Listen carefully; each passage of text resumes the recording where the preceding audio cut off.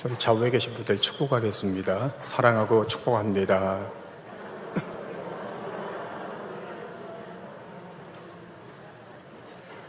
우리가 예수님 믿고 하나님 자녀가 되면 하나님이 우리를 위해서 그때부터 하시는 일이 있습니다. 어떤 일이냐면 우리 로마서 8장 28절 우리 같이 읽겠습니다. 자, 시작. 우리가 알거니와 하나님을 사랑하는 자 곧 그의 뜻대로 부르심을 입은 자들에게는 모든 것이 합력하여 선을 이루느니라. 자, 이 말씀의 의미는 하나님께서 우리의 인생에서 일어나는 많은 일들, 성공과 실패, 건강과 질병, 또 축복과 고난, 이 모든 것을 다루셔서 결국에는 선을 이루신다는 것입니다. 여기 선을 이룬다는 말은 예수님이 참 선이시기 때문에 우리가 예수님을 닮게 하신다는 거예요. 그래서 예수님을 닮은 우리를 통해서 하나님의 뜻을 이루어가는 것을 말씀하는 것입니다. 그래서 우리가 인생을 살면서 어떤 어려운 일들을 겪을 때 그 일만 보는 것이 아니고 그것을 다루셔서 결국에는 선을 이루어 주시는 그 하나님의 손길을 우리가 볼 수 있어야 됩니다. 오늘은 여러 가지 가운데 우리 성도님들이 질병에 걸리시는 부분에 대해서 하나님이 어떻게 다루시는지 같이 나누도록 하겠습니다. 우리가 살면서 이제 크고 작은 이제 질병에 걸리게 됩니다. 작게는 감기, 몸살 이런 것부터 시작해서 크게는 암이나 또 정신질환이나 또 희귀병 같은 불치병 같은 그런 큰 질병들을 우리가 겪게 됩니다. 그런데 이 질병의 문제를 잘 극복하면 이제 이것이 합력하여 선을 이루게 되지만 그렇지 못하면 이 질병 때문에 고통받고 또 우리의 신앙도 잃을 수가 있습니다. 예수 안 믿는 사람인데 90살, 100살까지 건강하게 잘 살고 또 예수 잘 믿고 봉사도 열심히 하시는 분인데 질병에 이렇게 걸리는 걸 보면 우리가 조금 이해하기가 어렵죠. 두 분이 똑같이 병에 걸리셨는데 한 분은 그 병에서 낫고 또 한 분은 낫지 못하면 왜 그러는 걸까? 우리가 이해하기가 어렵습니다. 믿음이 좋은 분이 병에 걸려서 간절히 기도했는데 하나님 고쳐주시지 않으셔서 이분이 또 세상을 떠나시는 모습을 보면 하나님은 왜 저렇게 하셨을까? 사도 바울은 다른 사람들의 병을 고쳐주는 은사가 있었어요. 근데 정작 하나님이 바울의 병은 고쳐주시지 않으셨어요. 그 여의도 순복음교회 조용기 목사님도 많은 사람들의 병을 고치시는 은사가 있었는데 정작 당신의 병은 하나님이 고쳐주시지 않으셨죠. 그래서 그분 간증을 보면 하나님, 다른 사람들은 다 고치는데 왜 저는 안 고쳐주십니까? 그리고 이렇게 하소연하시는 그런 간증을 제가 이제 보았습니다. 여러분, 우리는 왜 병에 걸리는 겁니까? 그리고 하나님은 이 질병의 문제를 어떻게 다루십니까? 자, 첫 번째로는 우리가 하나님의 창조 법칙을 따르지 않으면 질병에 걸릴 수가 있습니다. 우리 고린도전서 6장 말씀 보겠습니다. 너희의 몸은 너희가 하나님께로부터 받은 바 너희 가운데 계신 성령의 전인 줄을 알지 못하느냐? 너희는 너희 자신의 것이 아니라 값으로 산 것이 되었으니 그런즉 너희 몸으로 하나님께 영광을 돌리라. 우리의 육체가 질병에 걸리는 첫 번째 이유는 우리의 육체를 만드신 하나님의 창조 법칙대로 사용하지 않으면 질병에 걸릴 수 있다는 거예요. 자동차가 있는데 이 자동차를 오랫동안 안전하게 사용하려면 그 자동차가 만들어진 그 법칙대로 사용해야 돼요. 그 속도 잘 지키고 또 소모품들이 있기 때문에 때가 되면 잘 교환해주고 이제 그렇게 하면 오랫동안 안전하게 사용할 수 있습니다. 근데 그것을 무시하고 과속하고 급출발하고 급증거하고 또 값이 싸다고 해서 유사 휘발유를 사용하고 또 소모품도 갈아주지 않고 그러면 아무리 좋은 자동차라고 해도 오랫동안 안전하게 사용할 수가 없습니다. 마찬가지로 하나님이 우리의 육체를 만드신 목적이 있는데 그것이 성령이 함께 하시는 성전이 되게 하려고 즉 하나님이 우리와 함께 하시기 위해서 우리의 육체를 만드셨다는 거예요. 그럼 우리가 어떻게 관리해야 되겠습니까? 하나님이, 성령님이 거룩하신 분이기 때문에 우리가 지금처럼 예배하고 또 말씀을 묵상하고 그래서 거룩한 성전이 되게 해야 되겠죠. 그런데 만약에 우리의 그 육체가 거룩한 성전인데 우리가 거기에 맞지 않게 사용하면 어떻게 되겠어요? 일을 하는 건 중요한데 지나치게 일을 해서 우리가 몸을 혹사시킨다든지, 우리가 노는 건 좋은데 우리가 너무 거기에 열중해서 유흥에 빠진다든지, 또 하나님 보실 때 별로 아름답지 않은 그런 일에 우리 몸을 사용하게 되면 우리의 육체도 병들고 우리의 영혼도 병들 수밖에 없는 것입니다.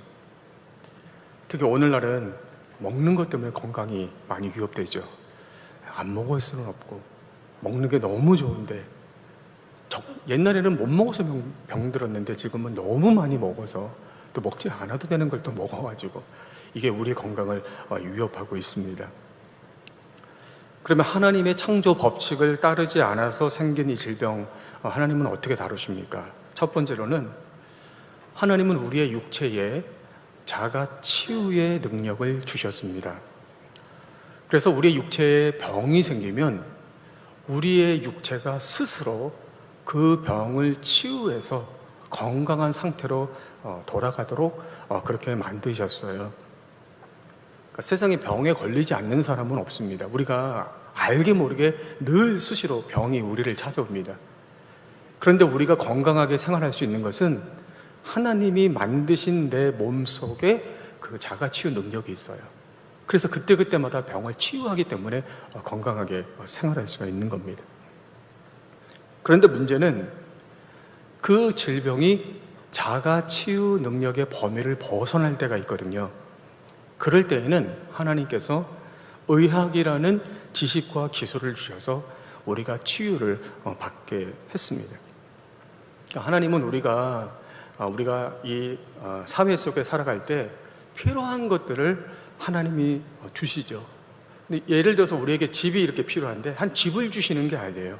그 집을 만들 수 있는 지식과 기술을 주시는 것이죠.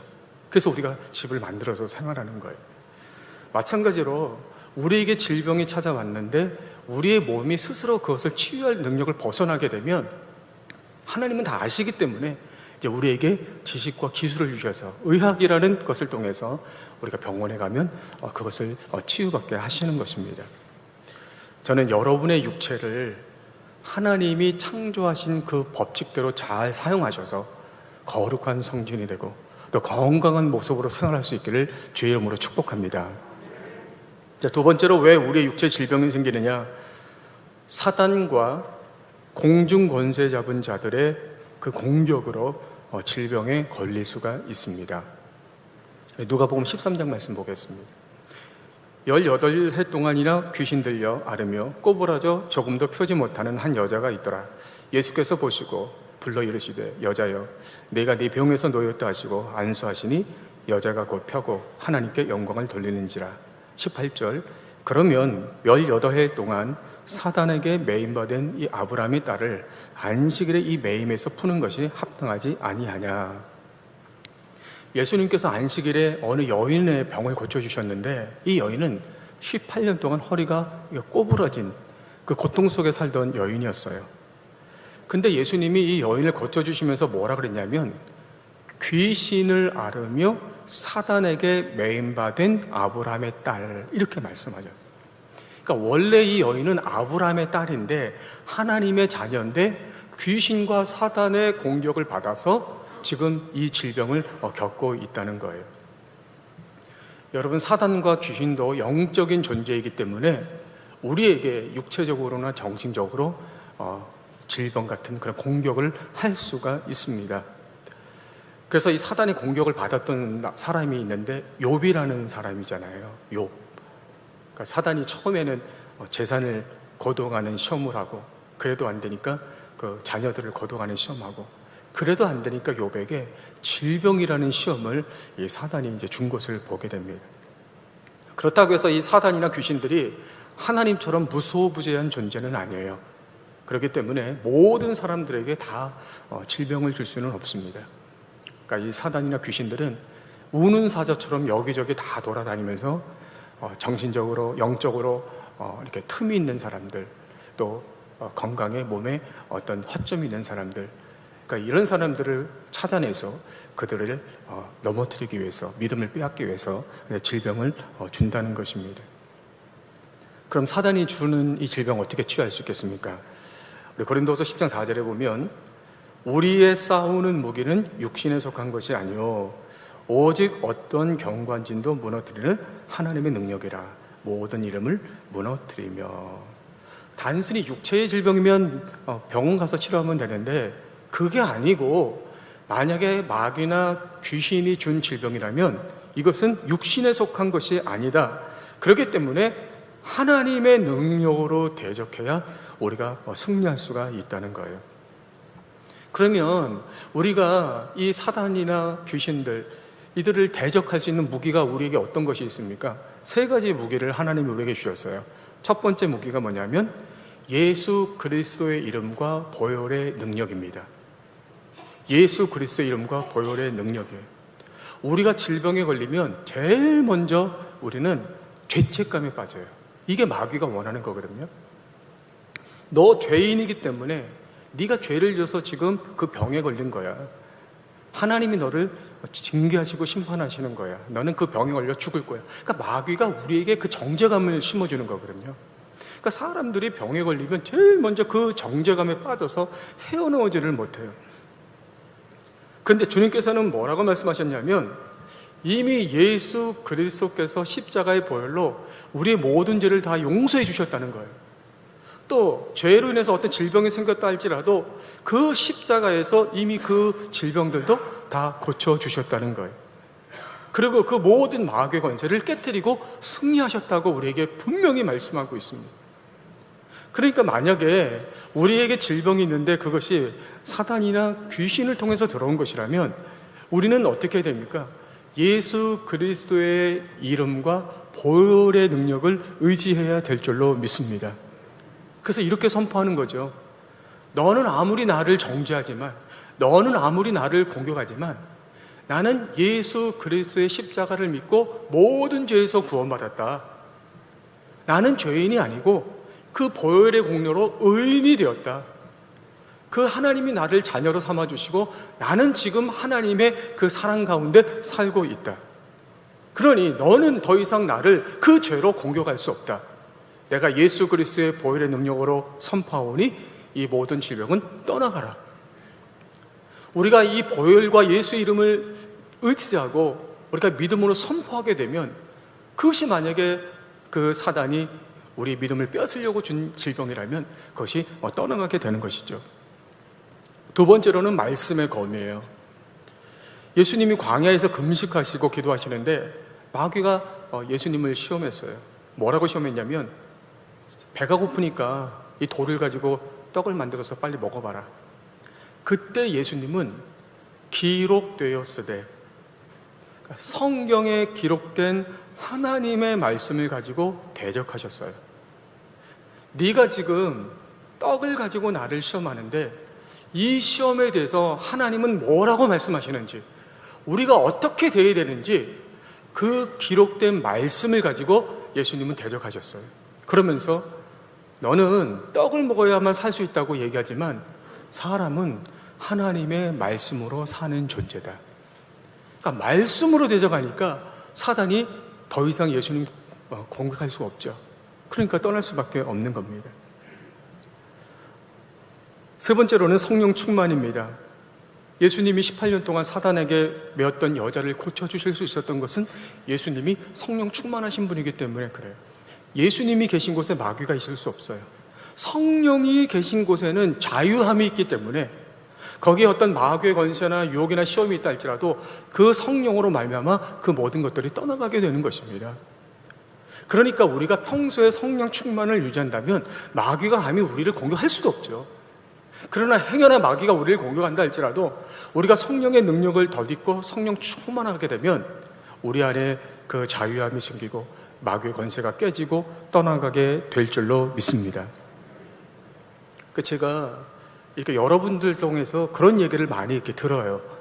뭐 신방을 간다든지 개인적으로 이렇게 대화를 하다 보면 이런 얘기를 많이 하세요. 예배를 드리는데 이제 몸이 아파서 교회에 왔는데 설교를 듣는데 그 말씀이 나에게 주시는 말씀이고 믿어지는 말씀으로 다가올 때 내가 아멘, 내가 그 말씀을 믿습니다, 이렇게 고백할 때 그 내 몸의 병이 나았습니다. 이렇게 고백을 했어요.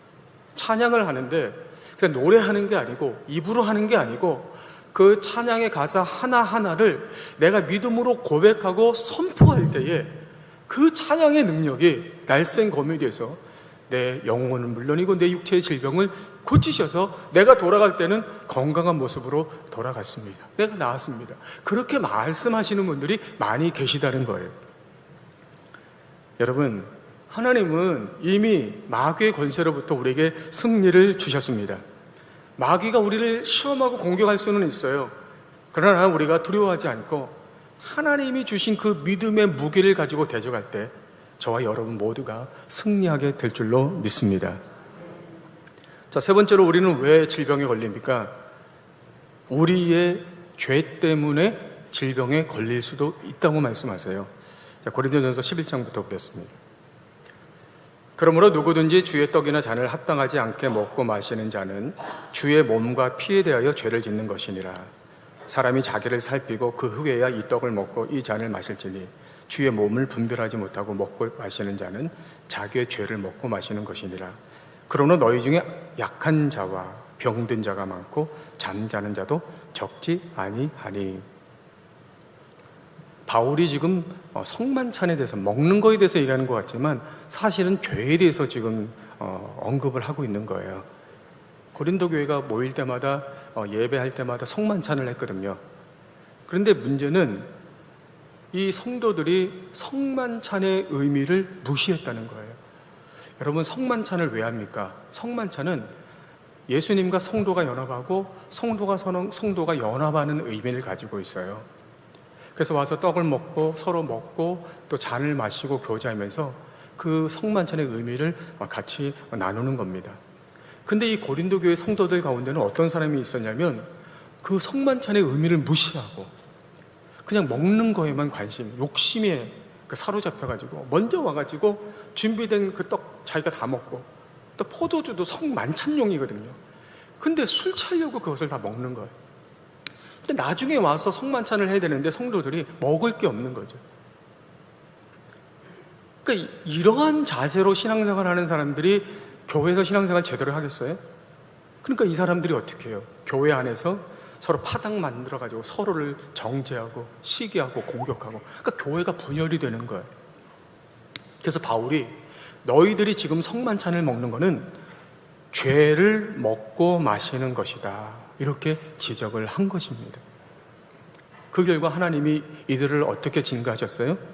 어떤 사람은 약하게 하시고 어떤 사람은 병에 걸리게 하시고 또 어떤 사람들은 죽게 하셨다는 거예요. 여러분, 죄는요, 밖에 나가서 세상에서 이렇게 잘못한 것만 죄가 아닙니다. 교회 안에서도 믿음의 자세로 하지 않으면 오히려 그것이 죄가 될 수가 있어요. 우리가 예배를 드리잖아요. 봉사하잖아요. 서로 성도들과 교제하고 주님의 일을 하잖아요. 얼마나 아름답고 귀한 일입니까? 그런데 고린도 교회 성도들처럼 겉으로 볼 때는 성만찬처럼 보이고 예배하는 것처럼 보이지만 믿음의 자세가 되지 않고 하면 그것은 죄가 될 수밖에 없고, 거기에는 하나님의 그 심판의 대가가 따를 수밖에 없다는 것입니다. 그래서 하나님이 이제 이 문제를 이제 하나님이 이제 다스리시는 것을 볼 수 있는데, 어떻게 다스리십니까? 우리 욥기 5장 말씀 보겠습니다. 볼지어다 하나님께 징계를 받는 자에게는 복이 있나니 그런즉 너는 전능자의 징계를 업신여기지 말지니라. 하나님은 아프게 하시다가 싸매시며 상하게 하시다가 그의 손으로 고치시나니. 하나님이 고린도 교회 성도들의 죄 때문에 이제 징계를 하시는데 어떤 사람은 약하게, 어떤 사람은 병들게, 어떤 사람은 죽게 하셨어요. 하나님 왜 그렇게 하셨을까요? 처음부터 그냥 다 죽게 하시면 되잖아요. 근데 하나님은 그렇게 하지 않으셨다는 거예요. 그 이유는 뭐냐면 하나님의 마음은 성도들을 징계하고 심판하는 게 마음이 아니에요. 성도들이 잘못했을 때 그것을 스스로 깨닫고 회개하고 돌이키게 하는 게 하나님의 마음입니다. 그래서 하나님은 예수 믿는 사람이든 예수 믿지 않는 사람이든 죄를 짓게 되면 그것을 깨달을 수 있도록 하나님은 신호등을 주셨어요. 빨간불이 들어오게 하셨다는 거예요. 예수 믿지 않는 사람들에게는 양심이라는 신호등을 주셨어요. 그러니까 죄 지으면은 양심의 가책을 느끼죠. 이렇게 살면 안 되겠구나. 또 예수 믿는 사람들에게는 말씀과 성령이라는 신호등을 주셨어요. 나는 몰랐어요. 괜찮은 줄 알았어요. 그런데 예배드리며 말씀을 듣다 보니까 성령께서 그것은 믿음의 자세가 잘못된 것이다, 우리에게 지적해 주시는 거예요. 그것을 깨닫고 회개하고 돌이키기를 하나님은 원하시는 거죠. 근데 문제는 이 신호등이 고장이 나가지고 죄를 죄로 깨닫지 못하고 이게 반복이 되면 거기에 하나님의 심판이 임할 수밖에 없어요. 그러니까 처음에는 약하게 하시는 거죠.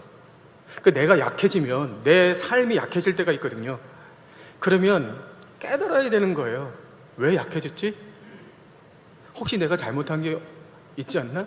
그 돌이키면은 거기서 끝나는 거예요. 그런데 거기서 돌이키지 않으면 그 다음에는 질병으로 가는, 질병에 걸렸을 때 그것을 깨닫고 회개하면 되지만 그렇지 않고 그것이 반복이 되면 나중에는 교회를 위해, 다른 사람을 위해, 또 당사자가 더 이상 죄의 도구가 되지 않게 하기 위해서 그 영혼을, 그 생명을 데려가실 수도 있다는 것입니다. 그 사람이 죄로 인해서 약해지고 질병에 걸리는 게 겉으로 볼 때는 하나님이 벌 주셔서 그런 것처럼 보이지만 사실은 어떻게 해서든지 우리가 깨닫고 돌아오게 하시려는 하나님의 사랑의 손길인 것입니다. 그래서 우리가 약해지고 병에 걸리면 이렇게 기도를 해야 됩니다. 주님, 혹시 이 병이 저의 죄 때문에 온 것입니까? 혹시 제가 알지 못하고 제가 깨닫지 못하고 회개하지 않은 그 죄가 있어서 제가 약해지고 병이 온 겁니까? 그러니까 정직하게 하나님께 물어봐야 돼요. 그래서 만일 내 질병이 죄 때문에 온 것이라면 성령께서 기억나게 하실 겁니다. 내가 그것을 안타깝게 여기고 진심으로 회개하게 되면 그게 하나님이 원하시는 것이기 때문에 그 질병으로 인한 고통이 점점 줄어들고 이제 그가 그 병에서 고침을 받게 되는 거예요. 이게 하나님의 마음입니다. 여러분, 우리가 왜 질병에 걸립니까? 첫째는 하나님의 창조 법칙대로 우리가 살지 않으며, 두 번째로는 사단과 공중권세 잡은 귀신들 때문에, 세 번째 우리의 죄 때문에 질병에 걸릴 수 있다. 자, 네 번째로는 우리의 믿음을 시험하는 도구로 질병을 주실 수도 있어요. 우리의 믿음을 확인하시기 위해서. 우리 로마서 12장 1절 말씀은 우리 같이 읽겠습니다. 자, 시작. 그러므로 형제들아, 내가 하나님의 모든 자비하심으로 너희를 권하노니 너희 몸을 하나님이 기뻐하시는 거룩한 산 제물로 드리라. 이는 너희가 드릴 영적 예배니라. 하나님께서 로마 교회 성도들에게 너희가 나에게 영적 예배를 드려라. 지금은 영적 예배를 드려야 되는 때다. 그럼 뭐가 영적 예배냐? 너희의 몸을 하나님이 기뻐하시는 거룩한 산 제물로 드리는 것. 너희의 몸을 거룩한 산 제물로 드리는 것이 지금 내가 너희에게 원하는 영적 예배다. 이렇게 말씀을 하셨어요. 이게 무슨 말이에요, 여러분? 우리가 하나님께 제사 드릴 때는 반드시 살아있는 제물을 가지고 와야 돼요. 그 제물을 죽여서 피를 내서 제물로 드려야 됩니다. 왜 그래야 되느냐? 첫 번째로는 내 생명의 주인이 하나님이십니다. 내 생명이 하나님께로 왔고 내 생명의 주인은 하나님이십니다 라는 신앙 고백이 거기에 담겨져 있고, 두 번째로는 내 생명보다, 내 몸보다 내가 하나님을 더 사랑하겠습니다. 하나님을 섬기겠습니다. 이 신앙 고백이 이 재물 속에 담겨져 있는 거예요. 여러분, 지금 바울이 로마 교회 성도들에게 이 말씀을 한 그 상황이 어떤 상황이냐면, 로마가 그리스도인들을 핍박하고 있는 상황이거든요. 그래서 그리스도인들 잡아다가 몸에다가 천을 두르고 기름을 발라가지고 인간 횃불로 사용하고 있는 그런 상황이에요. 그럼 이런 상황에서 내가 내 몸을 살게 하기 위해서, 내 생명을 지키기 위해서 믿음을 포기할 건가? 아니면 내 믿음을 지키고 비록 내 몸이 죽을 수는 있어도 예수님이 십자가에서 죽어주심으로 나에게 부활의 능력, 부활의 영광을 주셨기 때문에 그 부활 신앙을 가지고 내 몸을 산제물로 드릴 것인가? 그것을 결정해야 되는 거예요.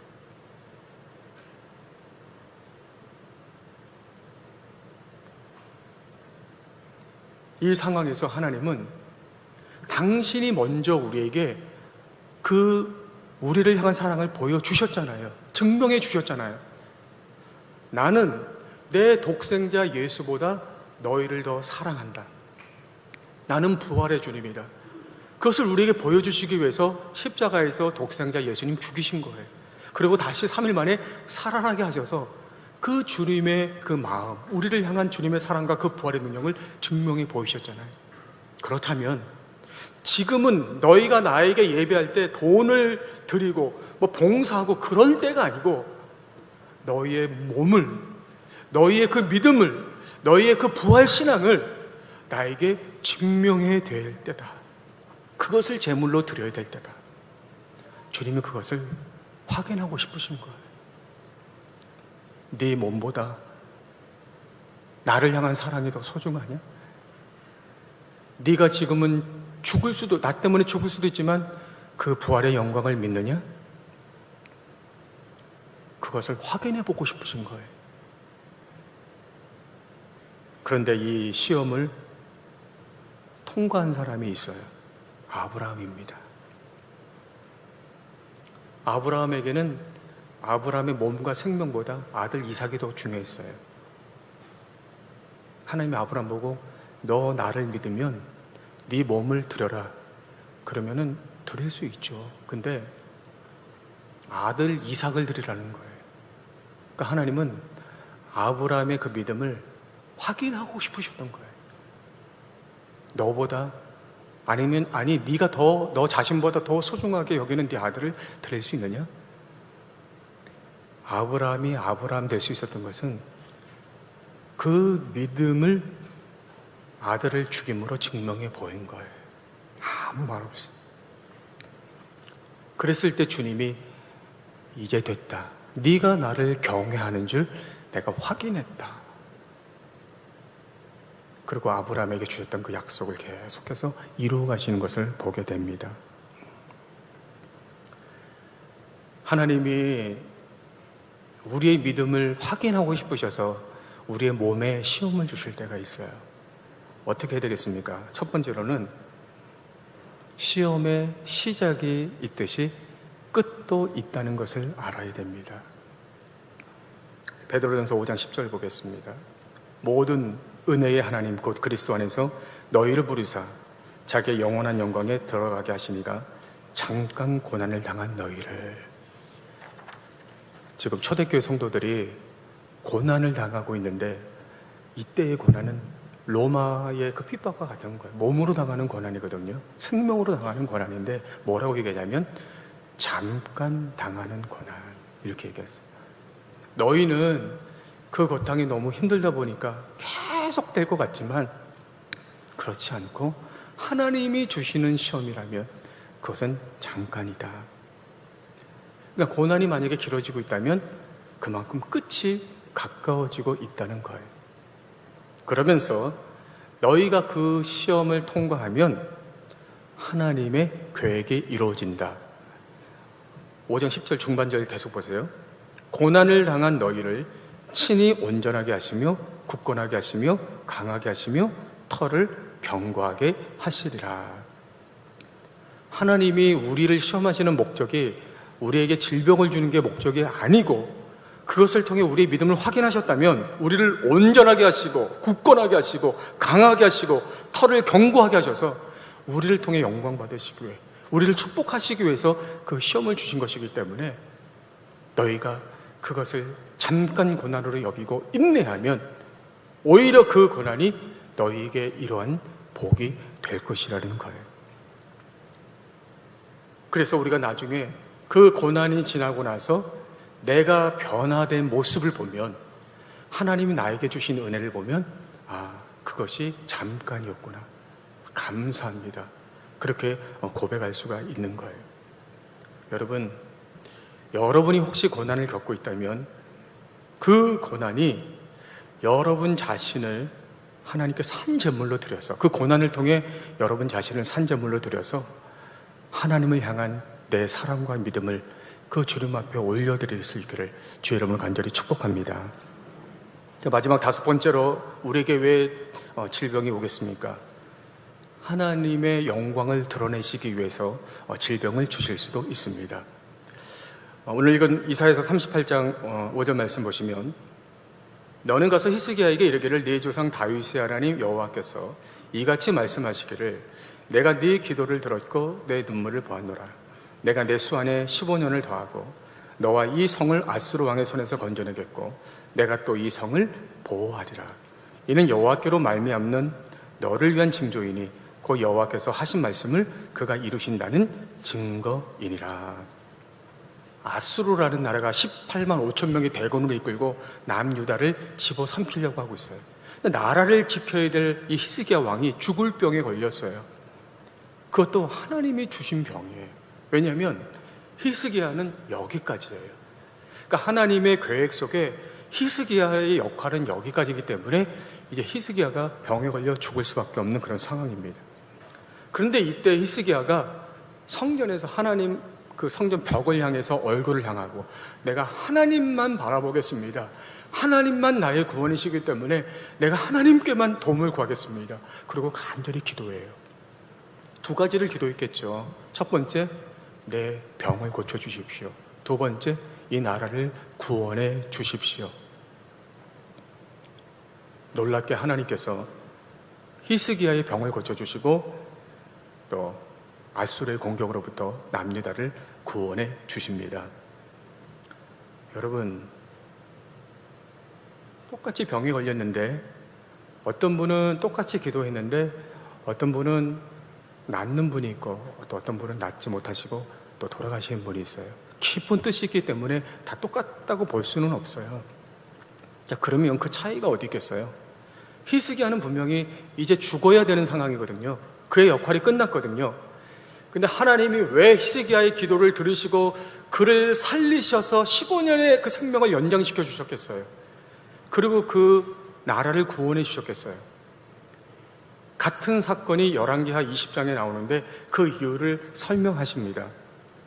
내가 내 날에 15년을 더할 것인데 그 이유가 뭐냐면, 내가 너와 이 성을 아수르 왕의 손에서 구원할 텐데 그 이유가 뭐냐면, 내가 나를 위하고 또 내 종 다윗을 위함으로 이 성을 보호하리라 하셨더라.